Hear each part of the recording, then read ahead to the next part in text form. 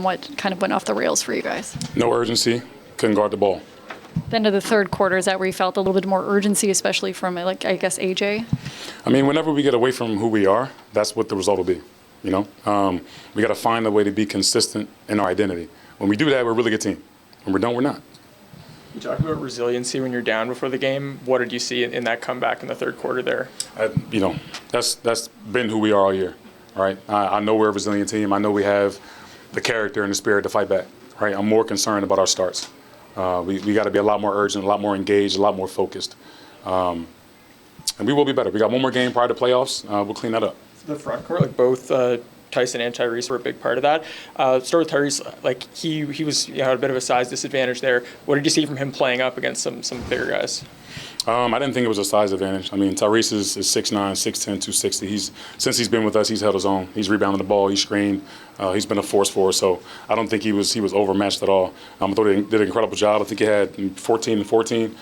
So he was dominant. I thought that their guards really did a really good job of getting downhill, creating mismatches off the bounce. I thought he did a pretty good job in coverage on the glass. But when you don't guard the ball how you should, that's the result. And just touch on Tyson real quick. Where have you seen his game grow this season? He's been consistent all year. He's grown in his confidence as a shooter. He's grown, I think, more so even defensively. He's always in the right spot. We can throw a million different coverage at him. He tends to execute. So his growth throughout the course of the year has been really good. It was a very physical game. It felt like guys were hitting the floor every other play at the end of that one. How do you feel like the team was able to adjust to the way the refs were calling it, or letting a lot of stuff go? I told our guys this game was a gift. All right, this was a playoff atmosphere. This was a gift. All right, now we can see how we respond, who we are in those moments. Loud, chaotic arena, physical team that's hungry to win.